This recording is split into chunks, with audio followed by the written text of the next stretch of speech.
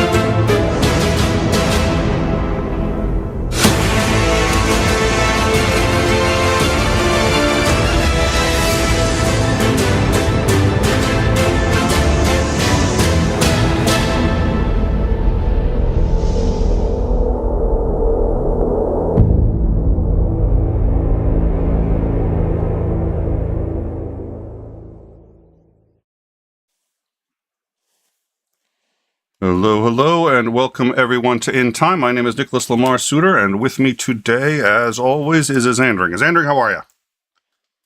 Okay, trying not to get blown away. Well, yeah. I'd like to see a tornado, Mister. I'd like to see a tornado Azandring person. That's yeah, okay. Go. That's Hey, I have yet you do. I have yet to see one in person. I mean, I don't want it to run over me or anything, or topple a building on me or kill a bunch of people, but I would like to see one in person. Oh. I mean, I have been incredibly close to them before. One, I just couldn't see because the trees were so close to the highway. I couldn't see very far from the highway, but apparently one was paralleling the highway I was driving down. It shut the whole highway down, and I didn't know, just be bopping down the road, suddenly going, there's rather large trees getting blown across the road here, and there aren't any other vehicles on this road. I wonder if something's going on. And then the other one, I was sound asleep, rolled through. I don't know how many. God, it had to have been like 7 years ago now. There was a big EF5 that went right through the middle of Birmingham, Alabama.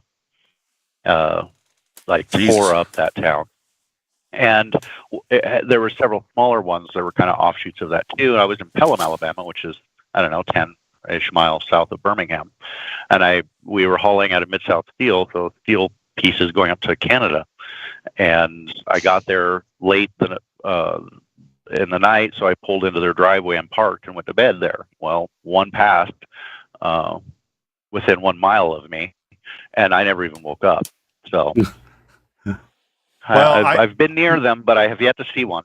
I don't need to see war in person either. There's a whole bunch of things I'm like, I'm perfect. I will live a complete life if I don't ever see these things.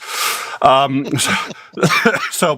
you do you, and I've got my finger on the button for 911. So good luck. I already saw. I saw war. I was really disappointed because it was incredibly boring. It was just watching a bunch of planes take off and a cruise missile launch. Yeah. From where you were, that's the place. I think that's a good as any place to see one. So, we've already had like 3 pieces of breaking news since our last show in regards to new decision and new cases that the Supreme Court has said they are willing to hear, and ones that I find very concerning because I don't know how they're going to react. So we've got more coming on that front. The January 6th hearings are going to be returning soon. We're looking at some guests for that. But in the meantime, one thing that we've been neglecting is Ukraine, and things have not been going well there. And so, it's one of those things I have not as easy a time wrapping my head around it. So we wanted to bring back Commander Lance McMillan, who has not been here in quite some time because we've been covering so much else, and we've noticed his absence. Commander McMillan, how are you? I am doing pretty good. That's good. Yeah. A lot of fun things going on in Ukraine. And it's interesting. You've made a lot of predictions, and so far the vast majority of them have panned out in one way or another. Many of them weren't things that would want to hear. And I remember optimism was running extremely high during sort of the initial assault of this and how well they were doing. And you, I think, had expressed a great deal of admiration and respect for how well they had done, but also a sense of that's not going to be sustainable. And we're going to have problems coming down the line. And it is with some regret I say, it sounds like you knew what you were talking about. Actually, let me rephrase that. I don't mind that you knew what you were talking about. If you didn't, we wouldn't want you here. You were unfortunately correct. Open mouth, insert foot. At any rate. What kind of fine foot it is. Well, thank you, sir. So, why don't you, if you don't mind, let us know what things, how things are going on. Last we had heard that it looked like they'd been forming this crescent. This was like a month ago, not less than that, but around Ukraine. Yeah. Ukraine had to cede a couple of cities because they were going to lose them anyway, and there were better defensible positions, and Ukraine's been falling back slowly but surely. So what's going on over there? Well, the big one, and I wish I had a map I could show you, but the big one is the Battle of Severodonetsk and Lysychansk, and they're kind of in the center of the border area between eastern side of Russia and Ukraine. And the Ukrainians have been fighting a very good defensive action, grinding the enemy down as they tried to take those 2 key cities. And I should clarify, when I say key cities, they really aren't key other than the fact that it's like the largest cities in I think it's the province of Luhansk, which is one of those 2 separatist breakaway areas that the Russians are trying to stake claim to. So it's important for the Russians to get those so they can say, well, we already own 90% of the population because we have these 2 cities and such. Anyway, they've been fighting this long, grinding attritional battle, and the Russians had been mounting counterattacks, an enveloping attack from both the north and the south, and had threatened to cut off those areas. I haven't checked today, but at least yesterday, if they had not actually cut them off and or taken them, they were on the very verge of doing so. There was hope that the Ukrainians could get most of the defenders out of the city. The defenders include a number of what they call special police security units. So they're, for lack of a better word, militarized gendarmerie. And there was also one of the foreign battalions fighting in the area. So I don't know if they got out or not, but they were trying to get them out. But as the pinchers forming around this pocket closed in, the only way out was getting increasingly narrow, was under considerable artillery bombardment, and had actually gotten to the point where the only road was actually under small arms fire. So it would have been very difficult to have people getting out that last part.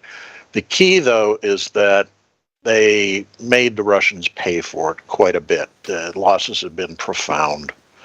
Unfortunately, as I've alluded to previously, the Russians have plenty of depth that they can dig into to get additional manpower. So okay, I'm looking at your map. If you look kind of right there in the middle, there's this little white salient poking into the red there. Yeah, right there. At the tip of that are these two cities. The Russians have owned one of them for quite a while, but there's a river kind of dividing those two cities. You know, arguably you could say it's like Minneapolis, St. Paul. It's the same city, but separated slightly. Mm-hmm. Anyway, they had taken the one on the eastern side of the river and were trying to force a way across into the western side of the river, and the Ukrainians were still holding the portion on the eastern side with, you know, people hiding out in basements and such. So there was still fighting going on in the city, and the Russians were having to go literally house to house clearing operations, which are very expensive operations, particularly when you're dealing with not particularly well-trained troops, which is what the Russians are having to resort to at this point. Anyway, the northern wing of the Pinchers had kind of stalled out and really hadn't made much significant progress in the past 2 weeks. But the southern wing has been very steadily advancing, slowly but steadily. And this situation has been developing pretty much over the course of about 3 to 4 weeks.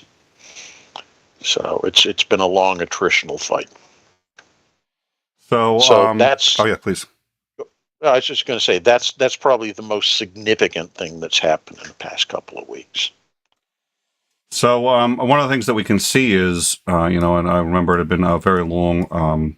It had been, let me actually scroll that out there for a bit. Mariupol had basically all but fallen except for the steel mill, but I think everybody was sort of like, it was a thorn in their side. They finally got a number of people surrendered there, and it was lost, but all but that had been taken anyway for quite some time. It was essentially their Alamo, is my understanding of it. At any rate, as you can see now, they have that. We'd often spoken about creating that land bridge between Crimea and the separatist republics here. They've obviously established that. They've established that very well by this point.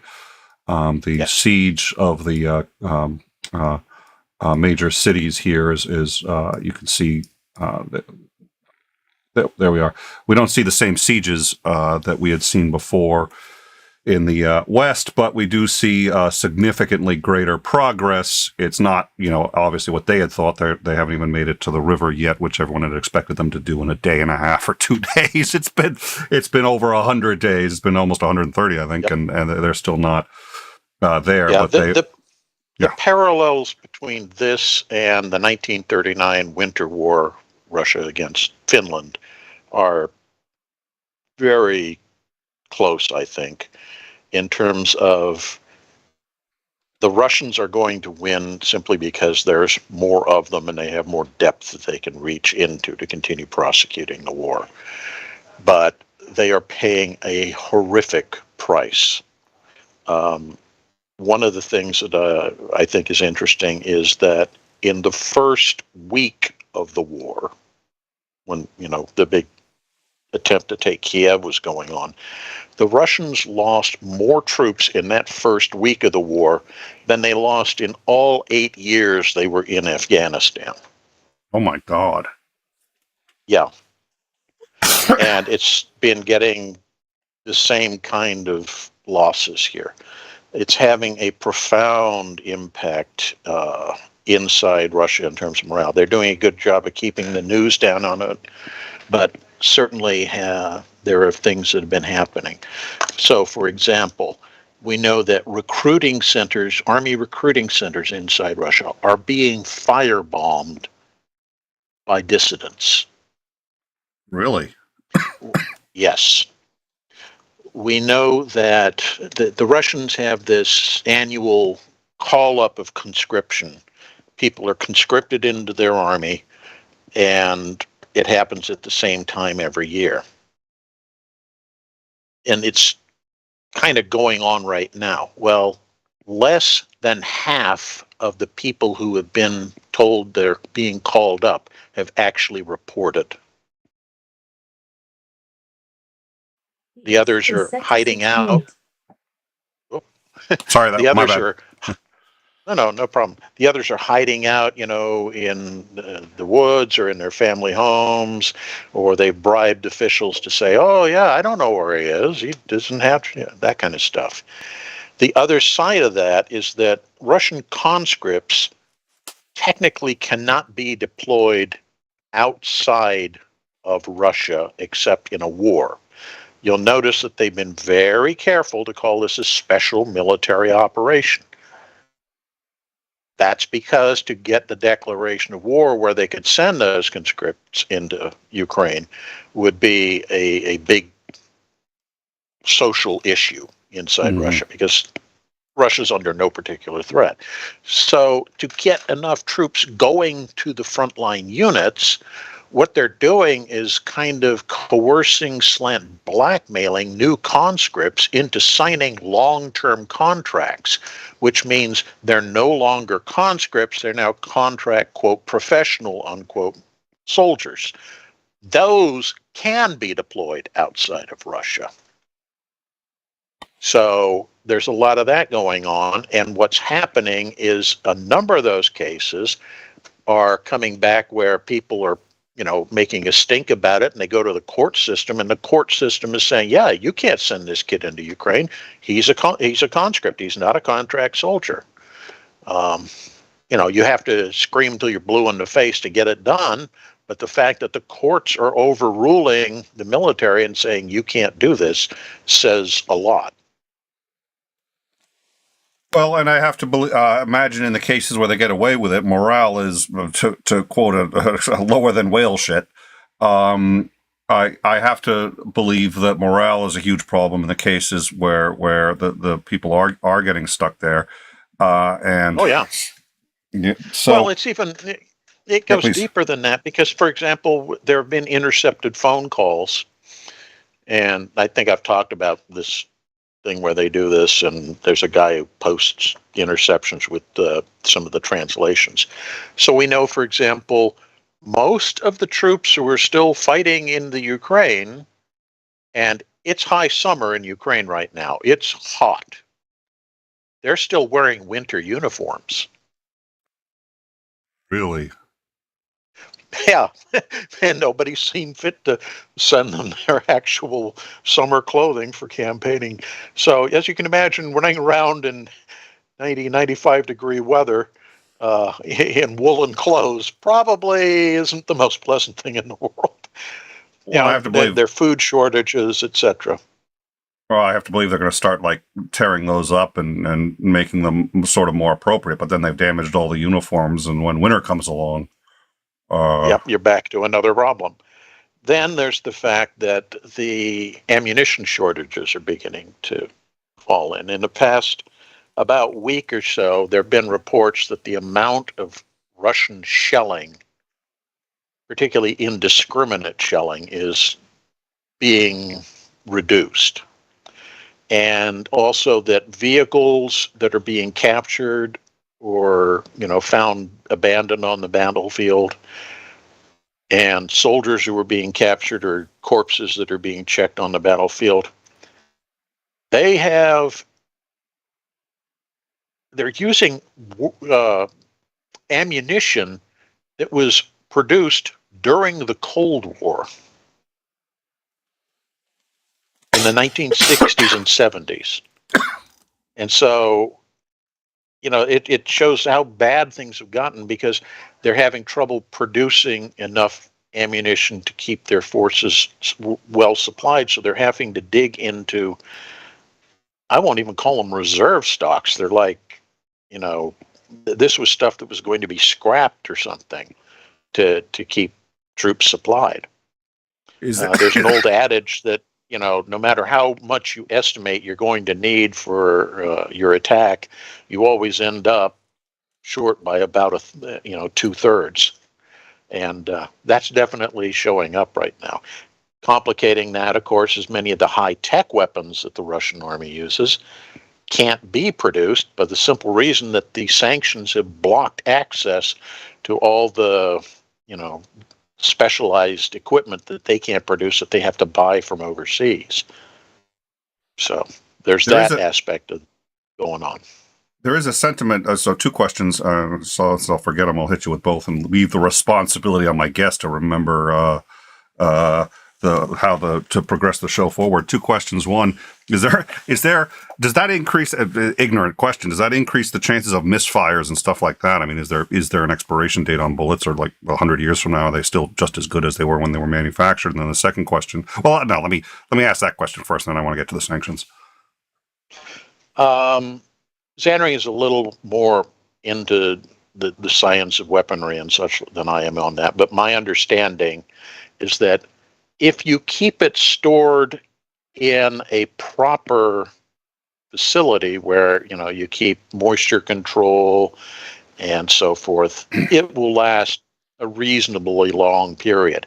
But given what we're seeing, the Russians aren't storing these in proper facilities. They're literally just, sticking them in whatever old leaky warehouse was near the town when they got their new ammo supply. And who knows when the last time anybody checked and made sure that they weren't sitting in a pool of water. So, Andrew, you want to weigh in? Oh, yeah, please. Yeah, it's amazing how long firearms, ammunition, and stuff will last, as long as it's stored fairly well. I mean, if it's in a high moisture area, it'll start to corrode pretty badly, and you can start getting moisture past the lip of the cartridge and into the powder. And so as long as it's stored properly, it will last for centuries. Yeah. Well, with any luck, their storage methods. We discussed that on our logistics episode prior. They've got some issues. So there are plenty of people who think that the sanctions really aren't working, but it sounds like you're suggesting that they may be. What is your understanding of the efficacy of the sanctions, both in terms of their economy, but also their ability to prosecute the war? I think a lot depends on what you define as working. Mm-hmm. I think a lot of people were hoping that within, a week or two, or maybe a month or two of imposing the sanctions, Russia's economy would collapse into the toilet, and the oligarchs would put a bullet in Putin's head and come cap in hand to the West and say, "Oh, please, we're sorry." Well, that was never in the cards. This is having an effect, but it's not a war-winning effect, if you understand what I'm getting at. So I think that's the issue, is a lot of people misunderstood how effective sanctions were going to be. They are having an impact both in a operational sense in terms of, lack of hardware and spare parts to keep things running, and ammunition, resupply of high-tech weapons and so forth, and also having a strategic impact in that the Russians are having trouble accessing the international markets to get the stuff they need, and also to sell their stuff to get capital. But it's not going to win the war. It's another element of pressure being exerted on the Russian government to think about maybe it's better to call this nonsense off. The highest ranking officer in the British Armed Forces, I've forgotten his last name, Brigadier General, I think, said, I think about a week ago, that at this point, it is impossible for a strategic win from Russia in the Ukraine situation. They may still win tactically, but not strategically. Could you define those two terms for us and let us know what you think he meant by that? Sure. So tactics are, did you capture the town? Did you blow up the factory? What have you on that level? And I think the Russians, at great cost, are winning tactically. Strategically, it's the longer term picture. Are they going to be able to defeat Ukraine, and will defeating Ukraine, assuming that they manage to take the whole country, which I really don't think they're likely to want to pay that cost, but assuming they do, they're still left in a situation where, suddenly you've got Sweden and Finland, who were very much on the fast track for NATO membership. Turkey removed its objections, so it would not surprise me if by the end of the year we see those countries as NATO members. That is a strategic situation, which is basically saying Russia is now kind of enveloped on all sides by countries that potentially are hostile to it. You have people that are probably going to be disinclined to do business with Russia, given how they've been seizing some of the foreign businesses and such. They'll just say, what's to stop you from doing it again? You're not a country that can be trusted on the international scene. That's strategy. It's the long-term picture. And I think the moment they started this war, they'd already lost it strategically. There was nothing they were going to gain that would ever compensate for the losses they were going to take, both on the battlefield and in their international trade and their reputation. I just don't see how they ever thought they could. I think this was a simple case of Putin's desire to establish a legacy for himself, B, because he's one of those Russian imperialists that believe that Russia cannot be a great power without literally owning every country on its border, and now we need buffer states to protect those buffer states, so we're going to take that's the mentality they're dealing with, and it's almost a medieval mentality. And that's the problem. He's thinking about a world that didn't exist a century ago. So there've been some. It's interesting, some of the apologetics that go on, and there's Putin has given a lot of explanations as to why he had to do this. One, it actually isn't Ukraine; it's Russia. Didn't you know? It's always been Russia, and he's just going. He's going there to Mariupol has been liberated. But one of the other ones was that it's a strategic national strategic interest. But I think that I may be using the incorrect term there, which is essentially that whereas the U.S. does not need Ukraine to survive. If Ukraine is lost, it doesn't affect the national security of the U.S. terribly. It may down the road, yada yada yada, but it's not one of the strategic interests that we think is existential to our country. But for Putin, it is, because unchecked NATO expansion is threatening, at least in his view, Russia. Ukraine would probably eventually have been able to join NATO. Yeah. Let me interrupt for a sec. One of the things you have to understand is Soviet-era thinking. And remember, Putin came up as a senior KGB officer. So he got his indoctrination into the world through the Soviet ideology and mentality. The Soviets never saw at any time NATO as being a defensive alliance. To them, NATO has always been, and will always be, an offensive alliance directly threatening Russia. If you were... please. Yeah, and so when you have Ukraine not only leaving the Soviet Union, and we'll get into a separate issue on that in just a sec, not only leaving the Soviet Union, but actually making noises like it was going to, or at least wanted to, join NATO. Suddenly, that was very much, to Soviet-era thinking, an existential crisis. That was literally, we're about to be invaded. The fascists, the Nazis or the inheritors of the Nazi mentality are going to come and eat your babies. So there's that. There's also the fact that most Russians do not recognize Ukraine as really being a separate country, never have. It's part of Russia. It's just people who have a different culture, different language. It would be kind of like it's not a good analogy, but it's an analogy.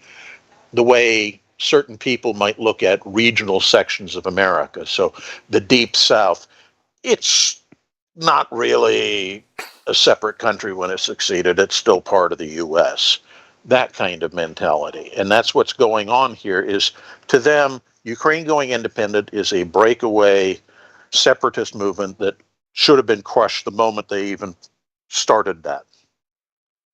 So you take those two mindsets and combine them, and you can, I think, get a good feeling for why Russia is doing what it is doing, because to them it all makes perfect sense. And the fact that none of us seem to get it is not their problem.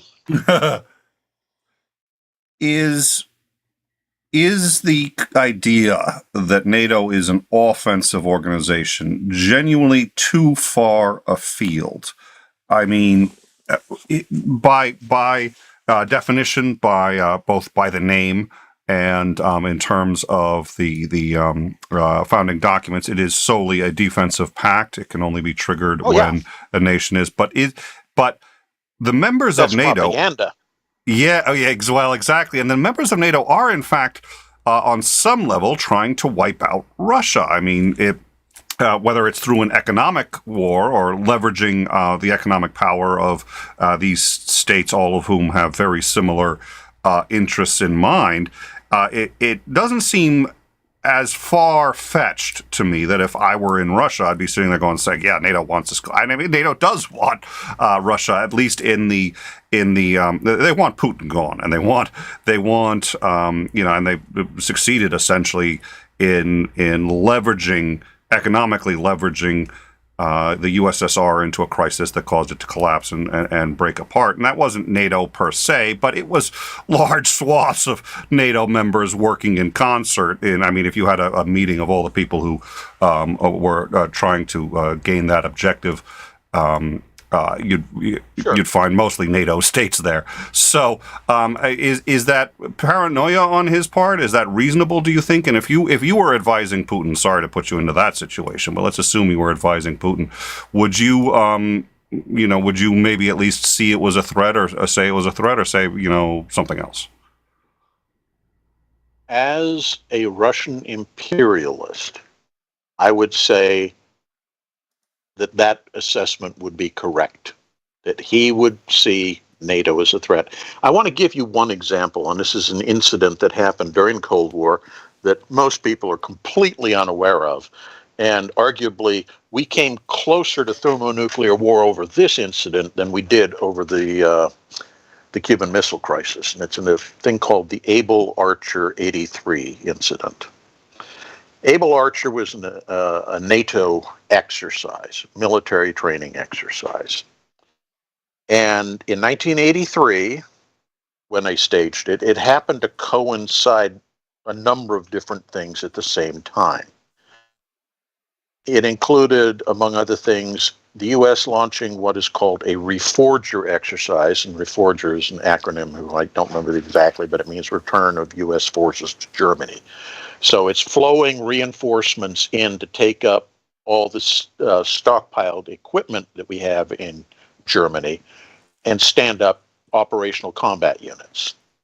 So during Reforger exercises, the number of deployed U.S. troops in Germany, I won't say doubled, but was close to it. It's like a 40% increase. That plus all of the units in NATO, they're running around, not staying in their discerns. They're out driving to their war mobilization sites. And the fact that that was the year that we happened to be, for the first time, deploying Pershing missiles into Germany. And you get all this, plus massive increased radio communications traffic that the Russians monitor. All of this to them was, oh yeah, NATO's about to attack. Yeah. And we, and from our standpoint, NATO's standpoint, I don't mean just the US, this was a non-event. We told the Russians in advance, we're going to be doing this exercise, Able Archer. We're going to be doing this. US forces are also at the same time conducting the Reforger exercise. So we're going to have a lot of new U.S. troops coming into Germany for a temporary exercise. We're also bringing in our Pershing missiles for the first time. But the Russians did not see it that way. To them, this was all preparatory to a preemptive attack on Russia. And the Pershing missiles were there because suddenly you now had very difficult to track close-range missiles that were going to strike inside Russia. And we didn't find out until well after the fact, but the Russians had moved up to almost the highest military warning level that they ever did during their history.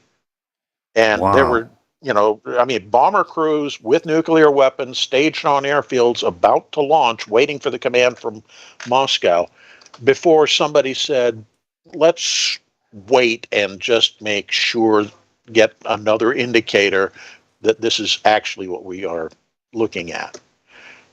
This is the kind of mentality you're dealing with the old guard leadership under Putin. These are people who see NATO as a direct offensive threat against the Soviet Union and Russia. So how would I advise Putin? Yeah. I think the big question is, how much are you willing to pay to get what you're looking for? And what is it you're looking for? If the idea is to completely take Ukraine, it's going to be hideously costly. I mean, Russia is already in the midst of a major population decline. They have negative population growth. And unlike the US, where we get immigration, nobody wants to emigrate to Russia. In fact, people who are in Russia are emigrating. So that's a problem. And if you're going to be bleeding off all your young men in this pointless war, and trust me, even if you do take Ukraine, you're going to have a guerrilla war that's going to last for 10, 20 years before everything's finally quiet. So if you're going to do this, maybe you need to scale back your goals. Maybe you can negotiate with the Ukrainians and say, well, we get Luhansk and Donetsk and Crimea, and we will acknowledge your right to exist as a country if you allow those countries to merge with Russia or become independent satellite states of ours or what have you. Which they did before, by the way, right? In Helsinki. There was some talk about trying to do that, and the Ukrainians, at the time at least, rightfully in my opinion, said, hell no. But did the Helsinki Accords recognize Ukraine as when they gave up the nuclear weapons, and Russia promised never to invade? So this would be their second time. No, this would be their third or fourth time promising to recognize Ukrainian independence and never to invade. That's worth pointing out. If as any petulant 3-year-old in a grocery store who wants mommy to buy him the chocolate bar, you get on the floor and scream and kick and. Eventually mommy's just going to give in and give you what you want to shut you the fuck up. Excuse me.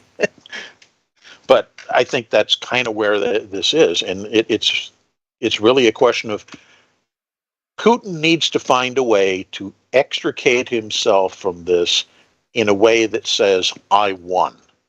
Mm-hmm. Again, I go back to the level of casualties that they suffered. And remember, the smaller level of casualties that they suffered in Afghanistan, that was really one of the major proximate causes for why the Soviet Union collapsed. if they're taking those kind of casualties pretty much every week, you can imagine the kind of pain this is causing and the dissent that this is causing inside Russia. The fact that recruiting stations are being burned down, that's profound. That's unheard of inside Russia. Well, and the level of protests too, yeah. Oh yeah, that's my point. As you know, it's gotten to the point where they arrest them and then have to let them go because they literally have nowhere to put all the people they're arresting for protesting this. It's, you know, how can he extricate himself from this, still being able to claim, I achieved my objective and not lose face and be able to remain in power? And I think he's, you know, unbalanced enough, a megalomaniac, egotist, that he wants everything. And I think that's what we're looking at here is eventually somebody is going to say, okay, Vladimir needs to go away. But we aren't seeing that yet. The pain hasn't risen to the level where the oligarchy looks out at mobs rampaging through the street, dragging them out of their limousines and hacking them limb to limb. Until that happens, the oligarchs are perfectly content because, you know, oh, well, I've got this wonderful mansion and I've got my own private jet and 16 yachts around the world, and my children go to the finest, you know, schools and universities in Europe and the rest of the world. Why should I worry? Until it becomes personal to the people who are running the country, nothing's going to change. And this is going to continue to go on. So the real question then becomes, how long can Ukraine sustain the bloodbath? So that was going to be my next question. The U.S. is suffering. The U.S. was already suffering gas prices so high that, as something as Andrew had pointed out, was for diesel they're going to have to add another digit to. They actually have to pay to upgrade their price the price signs because they have to add an extra digit. That's more concerning to the average American than what's going on the other side of the world. Sure, but a related question would be, how much of that is because of what's going on in Ukraine? I would contend very little. And how much of that is what's being done deliberately by the petroleum companies to extract every last red cent they can from the people? Well, I completely concur, but I think it people were already concerned much more that U.S. politicians deal with the problems at home instead of dealing with, you know, a madman in Russia that's, you know, invading a neighbor of his. And they're not really a strategic national interest for the U.S. So why are we sending them aid packages? Why are we sending them money? And so my understanding is that I've noticed Biden's been talking a lot less about it. And I think the reason is because he doesn't want people to ask those questions. But there are people asking those questions. And it seems like it's getting harder for friendly countries, France, Germany, and others who we have now asked to build a military. We didn't ask them to, but Europe has said, could you guys rebuild a military? Like, okay, but you asked. Let's just get that clear. You asked. It is... and my understanding is they're looking at out saying, the Cold War ended, but oddly, we're still in a Cold War. Maybe all that massive demobilization wasn't the brightest idea in the world. Well, and Europe does not have an army. So, the EU does not have an army. There are many armies in Europe. The EU does not have an army. So, how much political pressure are you aware of, or have you noticed to disengage? And are countries that have been supporting Ukraine, upon which Ukraine relies, and I've heard more complaints about Ukraine that things aren't getting there as rapidly as they need and as much as possible. They've been for legit reasons complaining about that since day one because they're outgunned. But are they starting to have a harder time, and how likely is that to continue, and how is that going to affect the calculus? From Ukraine's perspective, they're getting desperate. They had stalled the initial offensive, saved Kiev, and were, riding high on a wave of euphoria that they'd been so successful. And now they're finding that modern attritional warfare doesn't work that way. So Zelensky's out there basically jumping up and down saying, I want everything, I want it yesterday, I need to save the country before it's too late. And I can understand and completely sympathize with his position, but as you note, other people have their own issues that they have to deal with. So he's still getting support, and without that support, I guarantee you, this would be far, far worse off for them than it is. We've been giving them a lot of, I honestly am surprised at some of the things we've been giving them because it's so high end for us.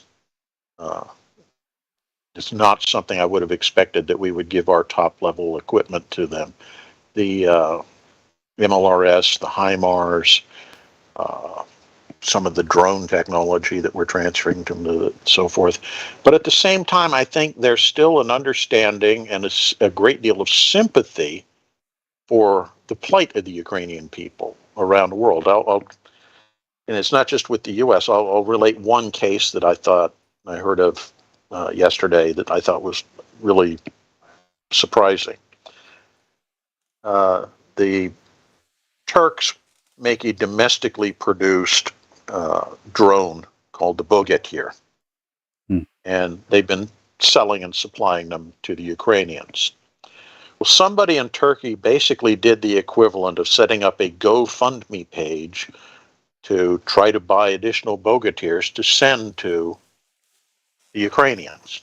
So understand, this is not government. This is the Turkish individual people This is capitalism. sending in their nickels and dimes to help the Ukrainians. And a company that manufactured the 𝗲𝗲𝗄, when it was completed, enough money had been collected to purchase 3 𝗲𝗲𝗄s. And it was well over $1 million, Jesus. Yeah. And Turkey is not a wealthy country by any stretch.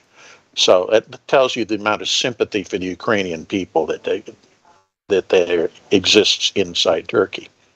The company that makes the 𝗲𝗲𝗄 got the money and then announced, we are going to donate those 3 𝗲𝗲𝗄s to the Ukrainian government gratis. We're not going to charge them.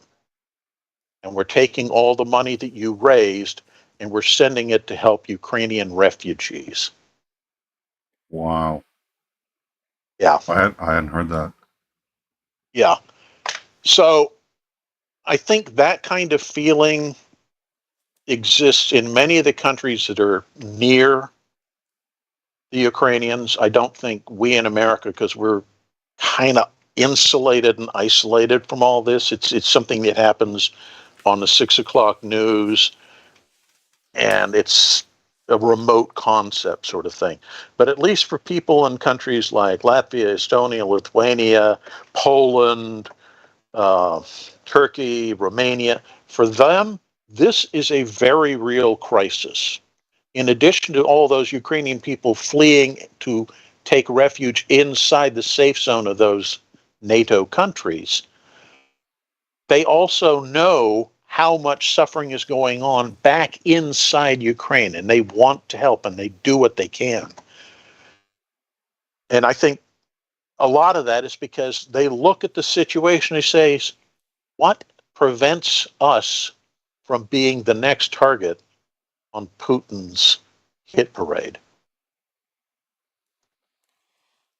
They're had been some talk, and the talk has been renewed, especially since recently they used the hyperbaric or thermobaric. Sorry, the launching the multiple missiles. They all deploy and then they detonated, and they had used that. Which my understanding was that was on the banned weapons list and ergo a war crime, which they have done plenty of. There's no question.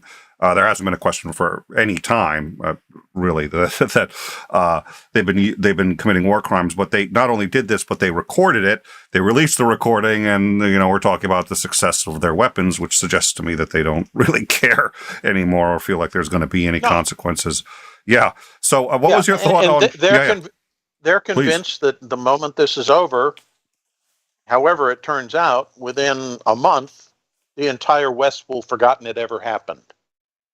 Yeah, they don't understand the West in the slightest. Well, at the same time, it's the same mentality that Hitler had. I'm going to violate the treaty and I'm going to remilitarize the Rhineland.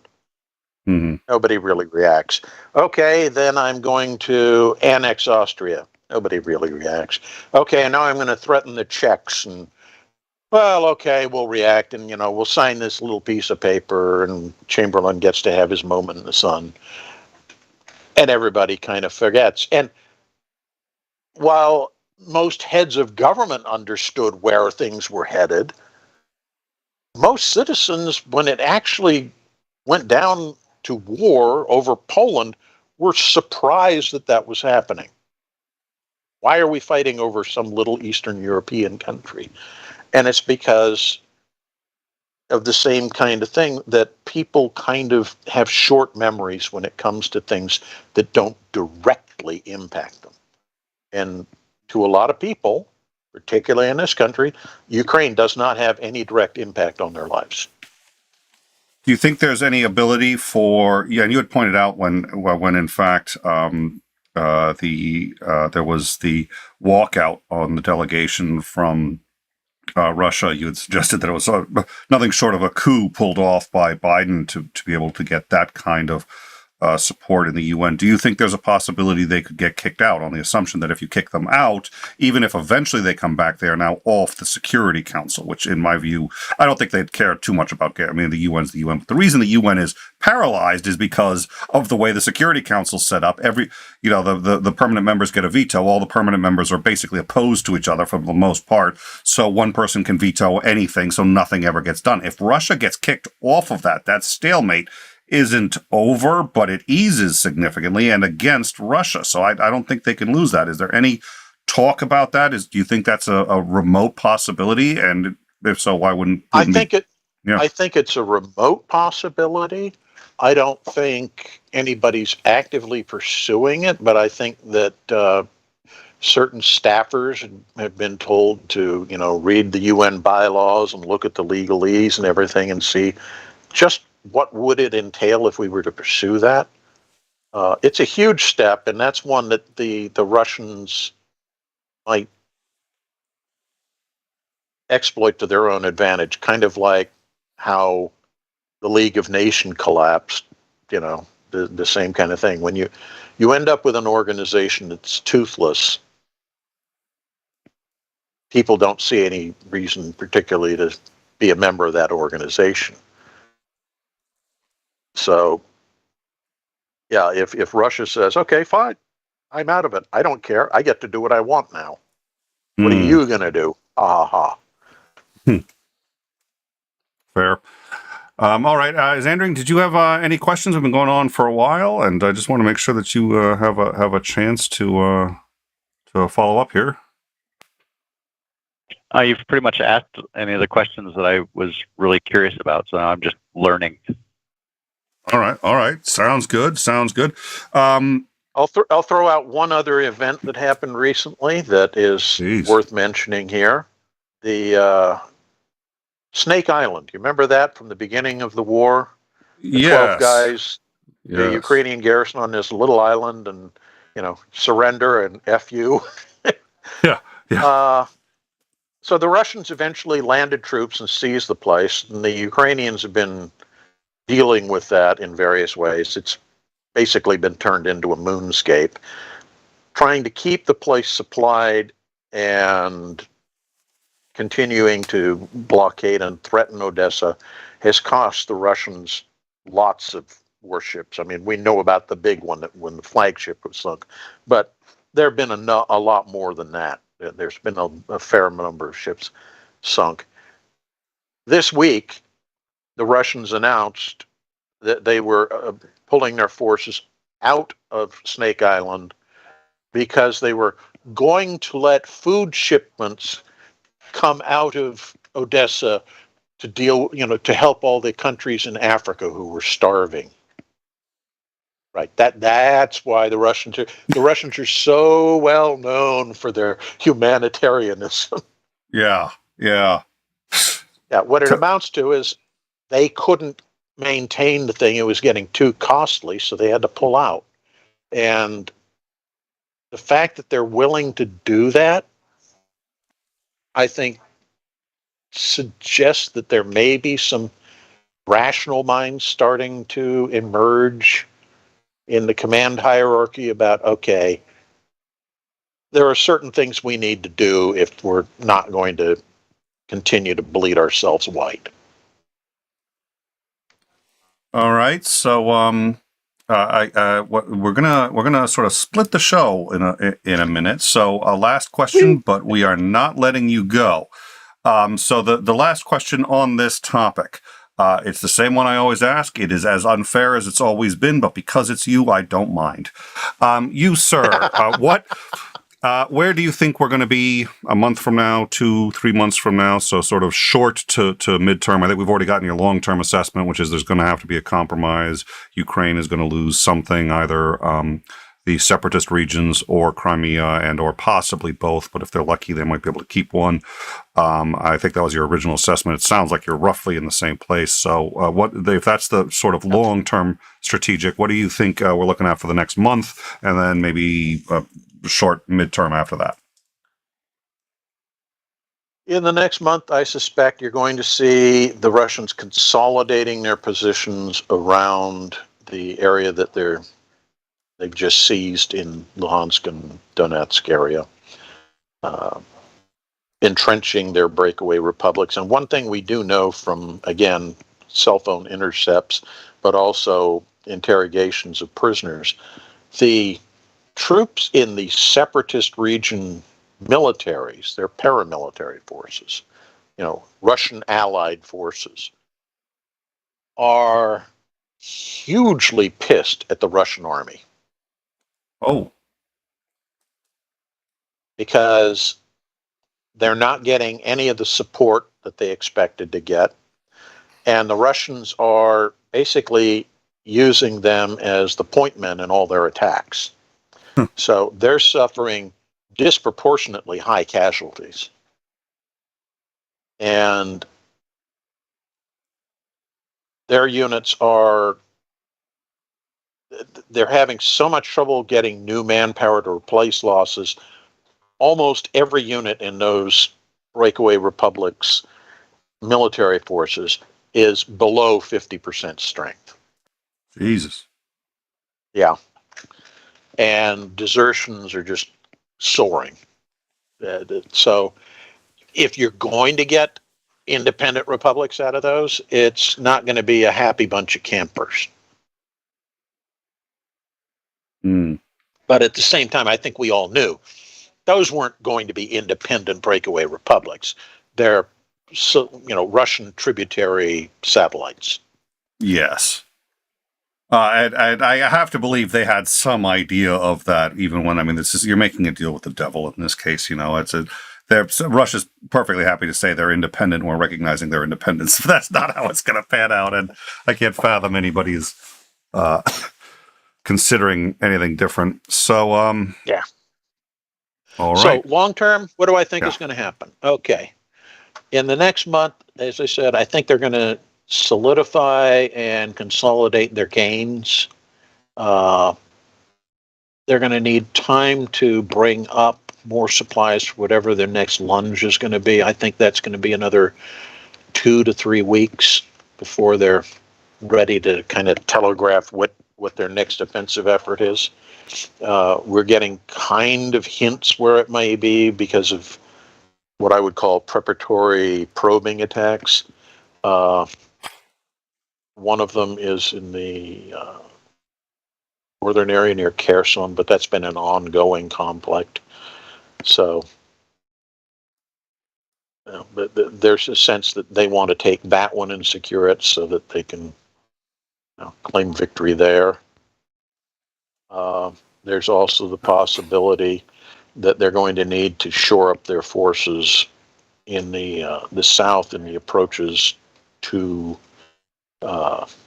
towards the Crimea, because we know that the areas that the Ukrainians have been having some limited success in counteroffensive operations in that area.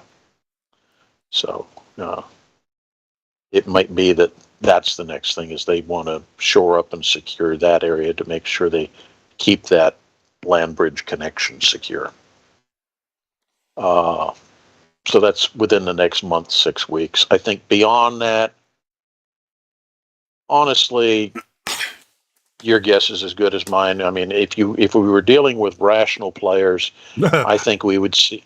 Yeah, I know.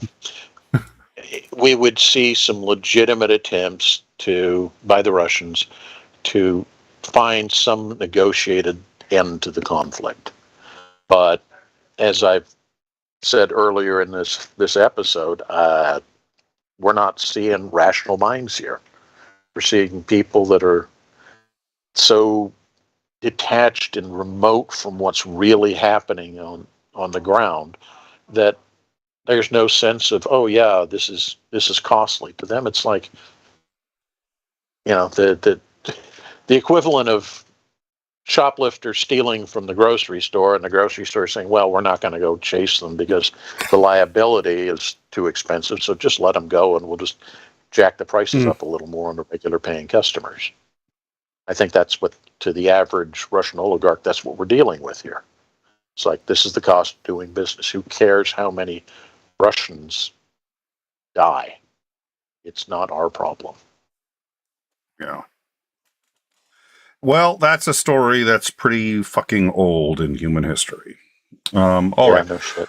Yeah. Well, Commander McMillan, thank you so much for joining us.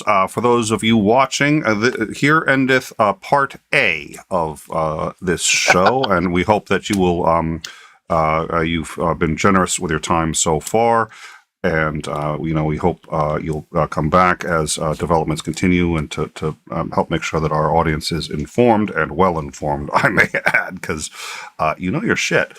But here begins part B, where I would like to have a mini show on a bit about American politics and some of the things that's been going on.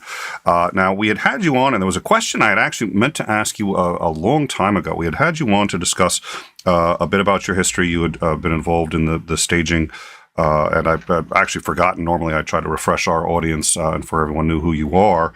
And I ask you to go through your CV when you start, and you talk about staging for the Iraq War out of CENTCOM for the Fifth Fleet, and you talk about what you've done, and we talked about how your view of the U.S. military power, and especially under Donald Rumsfeld, changed dramatically. And I do want to ask you a question about that before we get into current U.S. politics, but it is apropos. It's an interesting segue. The U.S. owns, I think it's 780, I think I wrote this down, 756 foreign air bases. 95% of all the foreign bases, I said air bases, but military bases. I think it's 95%, 90 to 95% of all foreign bases, that's bases that is owned by a country, not that which the base is actually on, 95% are U.S. And yep. I think as Andring has made a number of really excellent and thought-provoking arguments for why the left doesn't rein in its spending particularly well, and I think that's an important discussion to be had. But I'm going to focus slightly on the right for now, especially where we've got you and the military budget of the U.S., which is roughly equal to the total military budget of every other country on the planet. And of those countries, if you take the top 26, I think 23 or 24 of them are allies to the U.S. Is that roughly your understanding of the U.S. military budget and the stat? Have I been accurate in that assessment, roughly? Oh, yeah, you're more than within the ballpark. Let's put it that way. You're in the infield. I'm in the perfect. So now, my study of military history, which you and I have discussed before, it's been marvelous. I love chatting with you about all sorts of things. It's not nearly as extensive of yours, but mine has suggested that there are many things that can cause a country to fail. But one of them is a military that just sits around, and you either kind of have to use it or it becomes a very serious weight. And I think that has informed how the U.S. projects power going forward. In your view, if this is not an unfair question, and if it is, let me know. In your view, is that a wise idea to be spending military that way? Is it sustainable? And if not, what is a better model, do you think, for the U.S. military as ostensibly the only remaining superpower going forward? Well, I think you have to start by asking the question, what is an appropriate role for the United States on the world stage? Mm-hmm. Are we the global policeman? And in many ways, whether we want to admit it or not, we have become the de facto policeman of the globe. Anytime there's trouble somewhere, we tend to get our fingers into that pot. If we don't do so directly, we at least do so using some of our proxies or allies to do it for us, and we support them in it, both logistically in terms of ships and aircraft to get their troops into areas that need to be dealt with, but also financially. Mm-hmm. So, for example, people will say, well, the U.S. doesn't have any military significant position inside sub-Saharan Africa. And I would say, yeah, you're right. We pay the French to do that. And yeah, it's a nice quip off the tongue when I throw it out there, but there's a fair degree of truth in it. Yeah. We're not ignoring it. We're just extension of war by other means. Yeah. Oh, that was clever. Come on. Okay. Yeah, no, it is. It's a de facto, we've divvied up the world into this is your area of responsibility and this is ours and so forth. And everybody understands that we help one another, and how much we help each other is depending on how much we feel threatened by whatever the particular crisis is. Do you think? Oh yeah, please. Go ahead. Well, I was going to ask if you think it's sustainable or wise. I think somebody needs to kind of be the policeman of the world, and I think as much as other countries decry it, and recently they've got much more legit cause to do so. I think you had pointed out that when we first arrived in Kuwait, at least just for the liberation of Kuwait, we really were met with flowers, and people were like, "Oh, thank God you're here!" Oh yeah, absolutely. So, There was a fair amount of that, not just in Kuwait proper. I mean, many of the other countries in the region were very, very outspoken in their gratitude for our getting involved and helping them deal with what, in most situations, would have been seen as just a minor local problem. Yeah, we had a vested interest. There was a fair amount of oil and such coming out of Kuwait, but oh well. And I think the flip side of that is, if not us, then who? Are we just going to let the world descend into chaos? And how much suffering, how much dislocation, how much disease, how much disruption of supply chain issues are we willing to accept because we don't feel like we want to foot the bill.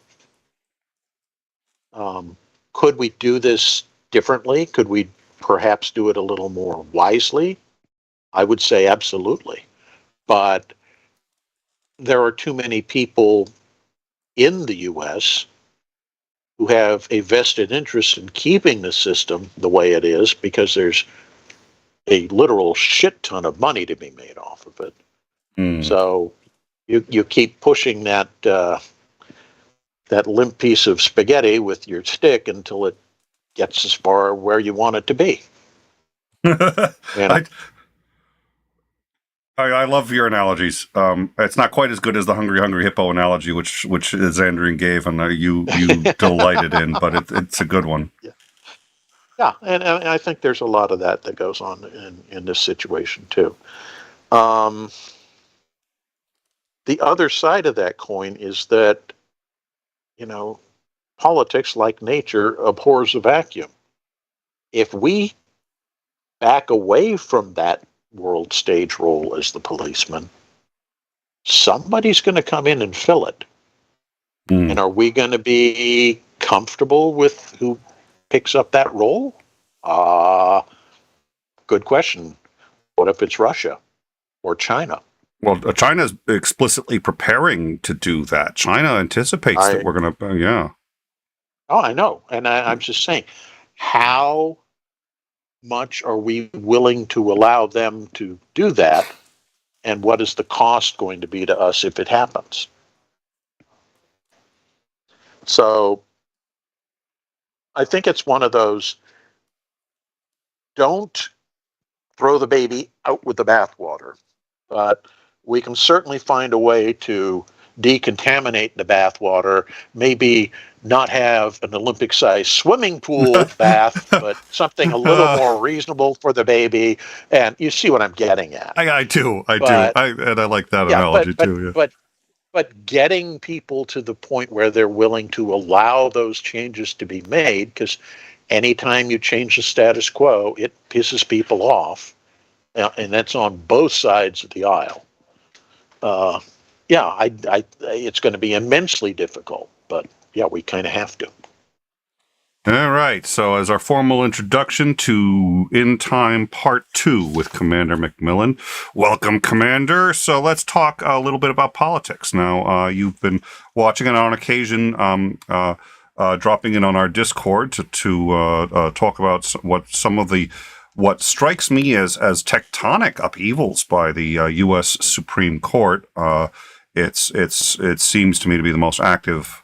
It depends on how you define active. So it has done more in this last term than I think any term I'm aware of in the history of the U.S. Supreme Court.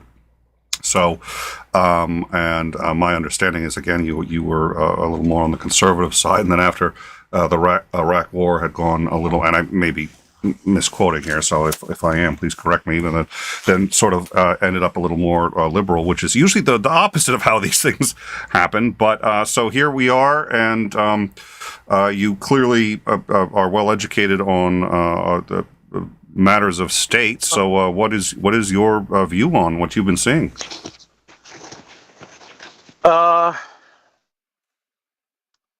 If January 6th was an attempt to stage a coup to seize the government and effectively end democracy, and that's my opinion is what it is, but people will debate it. If that was what it is, then what we're seeing now coming out of the Supreme Court is effectively a judicial coup d'etat.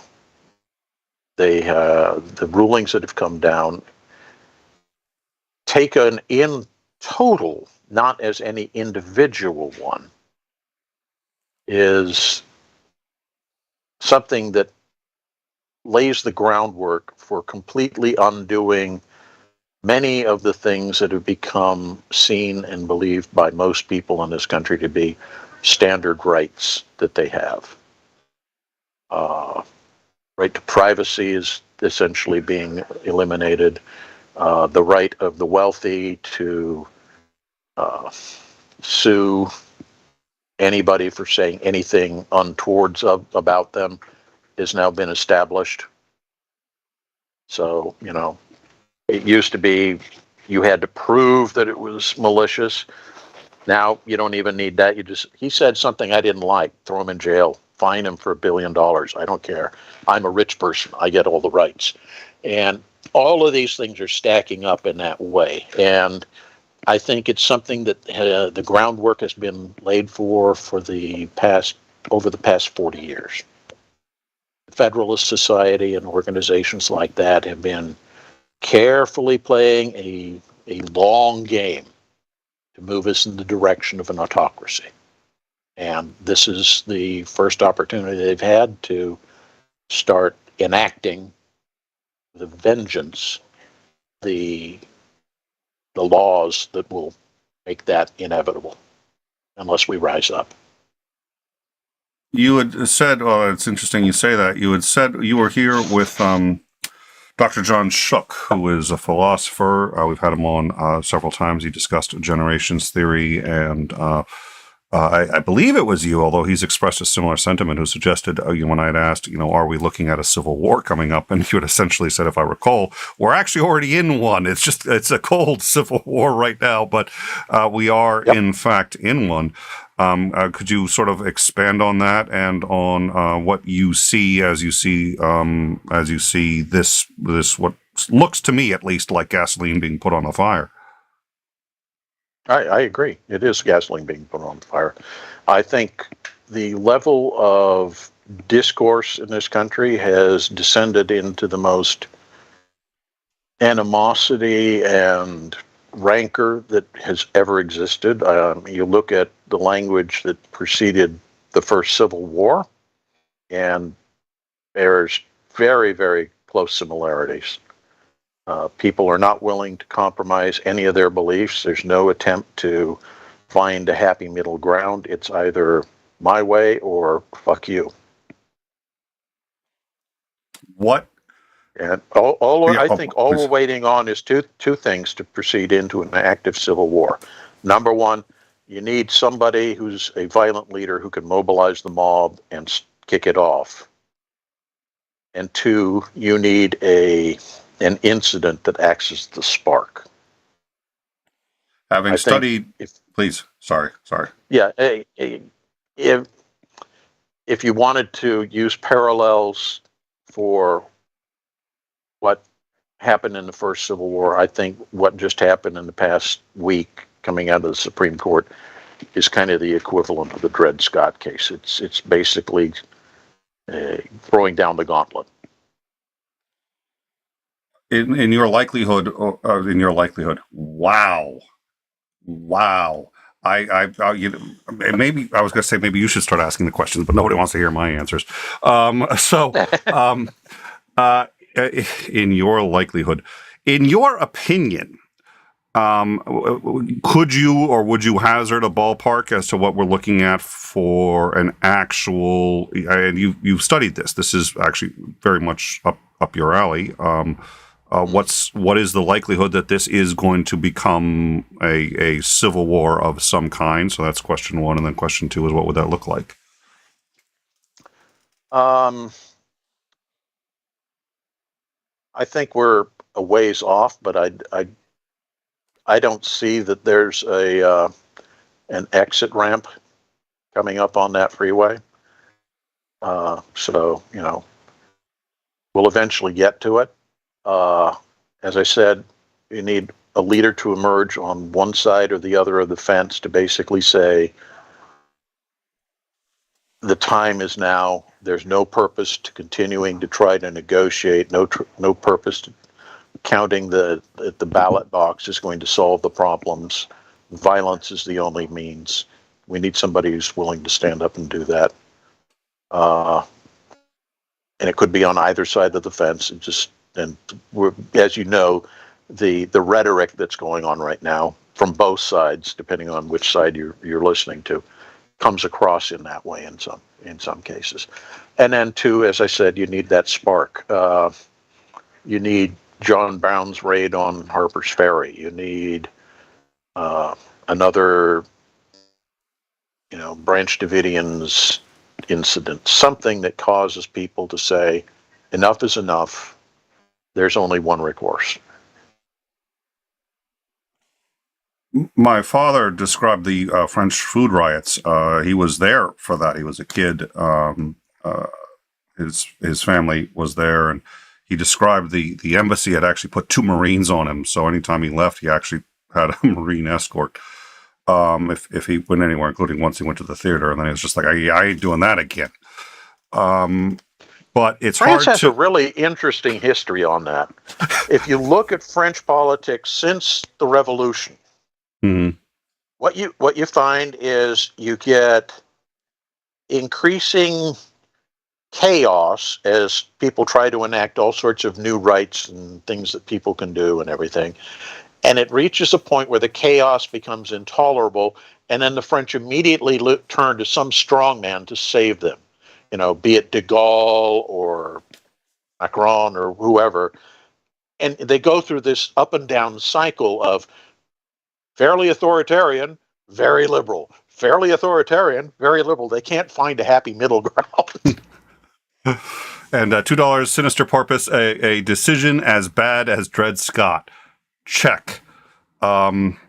It certainly uses the same reasoning. It's not actually that it uses that they're going to use the same reasoning when we discussed that on a previous show. But thank you, Sinister Porpoise. And yeah, it's I think historically it's going to be viewed that way. It's interesting that it's a rigidly literalist constitutionalist interpretation, which is if it doesn't actually say this in the Constitution, then you can't make a ruling against it. And if a state wants to do something differently, you can't stop them.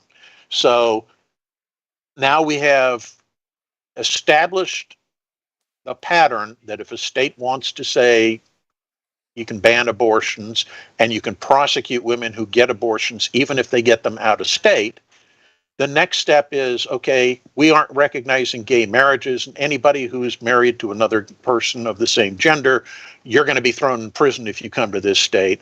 And we progress down this line of rigid interpretations, and you're forcing people to have to do something to correct that. We're actually working on a kind of a long lead story. We've been trying to do a little research onto where money has come from for various congressional candidates, and the number of oligarchs that have been investing in the U.S. Is quite high, and the infiltration actually of the oligarchs into the NRA is reasonably high. So I think there's a very good argument to be made that there's been a coordinated effort by Russia to essentially cause a kind of split in the U.S. similar to how Russia was, the Soviet Union was broken up, and to cause that to happen to Russia. And I think I think we're getting reasonably close in our research to say that this was an actual plan, and we're still in the process of that plan. Yeah. So what do you think as my father loves to say, people are going to eventually say the greatest spy master in all of recorded human history will be Vladimir Putin, because he got the head of state of a hostile nation become his agent. Yes. Yeah, I think there's we're looking at it, and I think we're going to make that argument. We've been on this one for a little while, and there's a lot to go through. So let me ask, let's assume that whether there was a deliberate push to increase friction in the U.S. I think there was. I think that's, and even, by the way, Russia was hedging their bets. A distracted America that's focused inwardly can't do anything to stop its opponents or its rivals outside. And so if you can't beat them on, the battlefield in Afghanistan, what do? Well, you get the Americans to start sniping at each other, both figuratively and literally. What's the likelihood, do you think, that if we have a civil war, which right now you described as no off-ramp to, that unlike the last time, this time the U.S. does not survive, at least intact, with all 50 states? I think that's very likely. I think what you have is certain regional areas that have decided they want their lives to be one way or another. For example, I think you could very easily end up with all three West Coast states forming an independent republic. That's the commonality of thinking in Oregon, Washington, and California is very, very similar. I suspect that a number of the states in, what used to be the old Dixie are kind of the same way, because they're dominated by a certain group of people and they suppress others to maintain their position. And I think they want to entrench that kind of oppression to ensure that they get to stay in power. So I think that's going to happen. I could easily see the country breaking up unless you have some really powerful, charismatic leader who's able to kind of bring everybody together. But that kind of leader, I think, would be the person who would prevent a civil war in the first place. I want to drop in. Oh, sorry. Were you going to? No, I did. I finished the thought. Go ahead. I'm going to drop in the live chat right now, and I'll also send you this link. I think it's an interesting one that says that the U.S. is actually 11 separate nations when you look at it culturally. And it broke them up very similar to how you did the Deep South, Greater Appalachia, the Midlands, the Far West, the left coast, Yankdom, New France, the Midlands. And it describes this, and it's really interesting. Like, it says, okay, Yankdom, which would include New England, okay, this is... There's a fairly famous book that addressed all that. I can't remember who the author or the name of the title of the book is, but yeah, they went into a great deal of detail and broke it down as to why these differences exist and how they manifest and what the border areas would be. I don't think it's quite as rigid as... I read that book ages ago. I don't think it's quite as rigid as the author tried to sell it, but I think there's a lot of validity in what he says. And if we do have some sort of catastrophic event that leads to the breakup, I think the borders aren't going to be drawn based on those kind of things. They're going to be drawn on where the forces were standing when people finally decided it was time to have peace. All right, let me see. Actually, I can... I'll bring up real quick. This was the map. I just dropped this in the live chat, but that was the map of it. All right. Well, let's see. I think there was another question I wanted to ask, but I've spaced it. I do want to point out that, what I'd like to do is Andrew's been very quiet, and I think because you will notice that map includes Canada and Mexico. Oh, good point. Very good point. Yes, it does. Yes, it does. Thank you.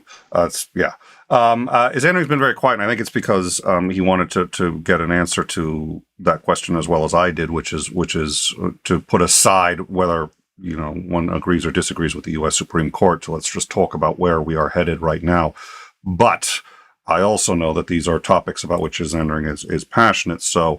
I want to make sure that he's got a good opportunity to ask you any questions that he wants to ask, either about your prognosis or just about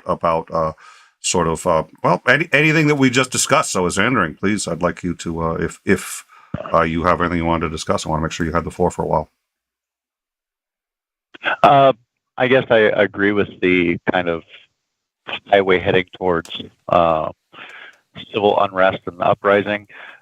I would make the point that there's a difference between the U.S. having a civil war and it having an uprising. I think that the uprising is more likely, though what's been going on recently means that there's a greater chance of an actual civil war, because the states would get involved if it's an actual civil war, whereas an uprising, it would just be the citizens of the states themselves aren't doing much as far as like directly opposing the federal government or officially declaring their suspended. I think that the likelihood of uprising is greater than an actual civil war, but both of those things are ahead on the freeway.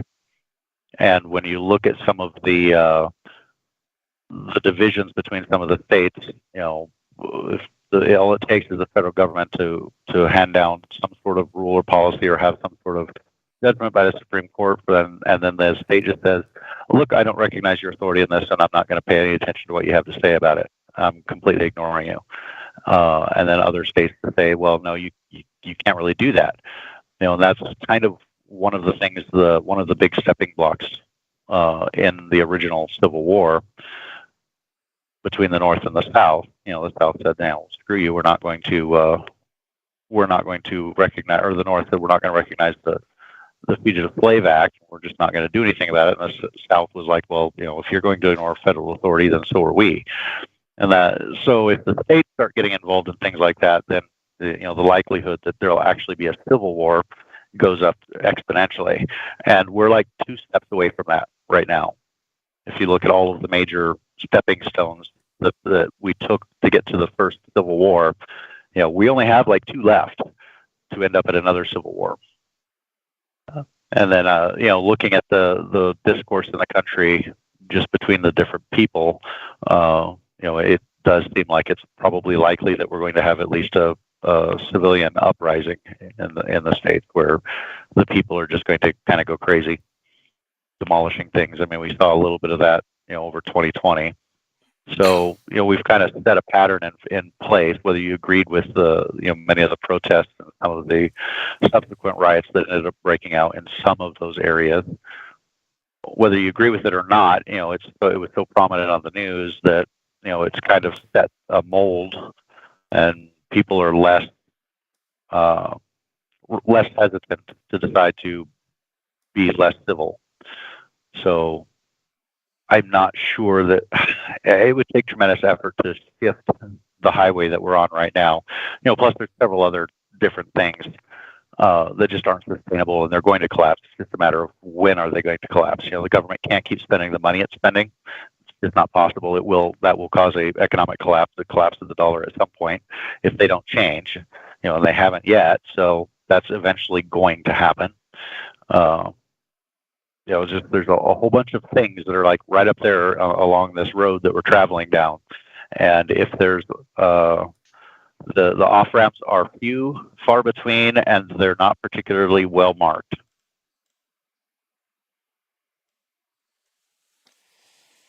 All right. Well, I'm sorry. What? Oh, I said, do you have any objections to any of that?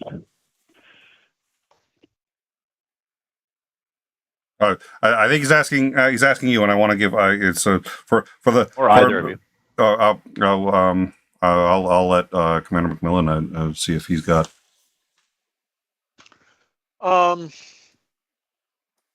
agree generally, but I think some of the details that Zandring has mentioned, I disagree with. But we're talking semantics, and I don't think it really matters. I think the general gist is, we're heading in the wrong direction. Well, and let me just see now. This was I know that earlier today, the governor of New York signed a law limiting concealed carry of firearms, which appears to, I'm not sure. It looks to me like he is he's basically taking he's essentially saying he's not going to listen to the Supreme Court unless I'm sure there's nuance to this. I'd like to look at it, but there's been a lot to cover. So what I'm going to do real quick is I'm going to hit the live chat and see if there's anything. I'm sure if there's something that's it's easiest for me if you tag it. I think we're going to start wrapping this up. We've gone rather late, but I think it was easily well worth it. So I appreciate appreciate everybody's time, as Zandring and Commander McMillan. So I'm going to quickly check the live chat, and if there's any final sort of questions on any of what we covered, if we can do that, and maybe say the next 5 minutes, we'll get to that. And otherwise, I think we'll head out. But I think I remember the time we very first started talking about the Civil War, and it was in time was. I remember talking about it and saying, okay, that's probably hyperbole, but also recognizing that we were more divided as a country than we had ever been since the last Civil War. And then I think it was roughly around when Trump had been kidnapping people off the streets of Portland, where I said, yeah, the fact that conservatives with whom I have often disagreed, but true conservatives I've often also had a lot of respect for, because I think the sort of what I'm going to say, no true Scotsman, but what I'm going to say is really sort of the true conservative position. I think is a fair one, actually, and I think it's a genuine one, and it's more a matter of perspective than it is of ethical or even political differences. So, but when I saw the Republican Party, ostensibly the Conservative Party, standing up for kidnapping people off the streets of Portland because, well, hey, they're protesters, and I was just like, oh boy, that's I don't see much coming back from that, and the very few people between Mitt Romney and McCain who were sort of sounding to varying degrees warning flags over it. It's those kinds of Republicans, I think, are gone, and that's a problem. All right. Well, today's Republican Party calls those people rhinos. Yep. Yeah. Well, and if you're not a dyed-in-the-wool fascist, you're not really a Republican in their book. Well, and I think there's another issue there, which is, we have engaged in a lot of demonization. I always say too. I mean, it was the Tea Party that I'm first aware of coming out and seeing compromise as a form of weakness, that's not a. But that's the problem, is that the party is now owned and dominated by that group, and if you aren't one of them, they ostracize you, they force you out, they marginalize you. I can't tell you how many people I know who are, former military buddies and such, who were very much staunch Republicans who have said, I cannot deal with what's going on. And they've basically either declared independent status or they've moved into the Democratic side. And I think that speaks to the level of division that we're seeing, is that, the first thing you do is you have your night of the long knives, where you eliminate your potential rivals within the organization. That's where we're at. Well, and the irony, of course, is that it takes very, very little study of the Constitution to realize that every paragraph, every sentence, every thought, every word, every piece of punctuation was a compromise. They hashed all of that and is very much open to an interpretation. Yeah. It's and is also flawed. The original sin, I think, as Obama had put it, slavery, but certainly not the only one. It's well, and I guess as a parting thought, and probably you and I could talk for another 30 minutes on this one, but I think it is, unfortunately, I think every nation that has great success as an empire of some kind or another falls to what we're sort of succumbing to, which is this idea that we are ordained somehow, and we can do no wrong, and to admit that we can is weakness. I think it's that attitude that ultimately, I think that led to the fall of the British Empire, and I think it's kicking our asses now. I would argue that typically a lot of the fall actually comes internally. People like to talk about, imperial overreach and things like that. And I think what ends up happening in imperial situations, and let's be honest, we are the American empire at this point, you end up with powerful people pursuing their own agendas and not looking at a larger picture. And, it's the optimates versus the plebes in Rome. And it's been that way since forever. You have the people who are the de facto rulers, whether they're officially in that title or not, but they're the ones that have all the power. And to them, the rest of the civilization are just chess pieces. And they move them around quietly on their their little board. And I think we've gotten to that point where we have rulers on both sides of that political aisle in this country who are viewing the average American as just another pawn in their big game to make themselves richer and more powerful. All right. Well, thank you very much, Commander. I always learn a lot when you come on. I was going to say I always learn something. I actually, for the most part, learn something with just about every show we've ever done. But these are always just a festival of learning new things. And while they can be difficult, it's without looking these square in the face, you can't do anything about it, and maybe we can't anyway. But it's always worth knowing, and you make it a delight to learn these things. So, I rarely say this, but on behalf of our audience and everyone on the time, thank you so much for the amount of time you've spent with us and continue to, and indulging us in questions both military and political. Thank you very much, sir. Sure, glad to be here. Let's see. We've got, well, you know what? I think we're gonna head out. If you've liked the show, like and subscribe. That's a great way to support us. You can also share the stream. So we appreciate all the people who support us and make this kind of content possible, and bringing on people like Commander McMillan. Thank you all for your time, and we look forward to seeing you later next week, assuming the Supreme Court doesn't find some way to do something in the next 20 minutes, which they may. Hold my beer. Exactly.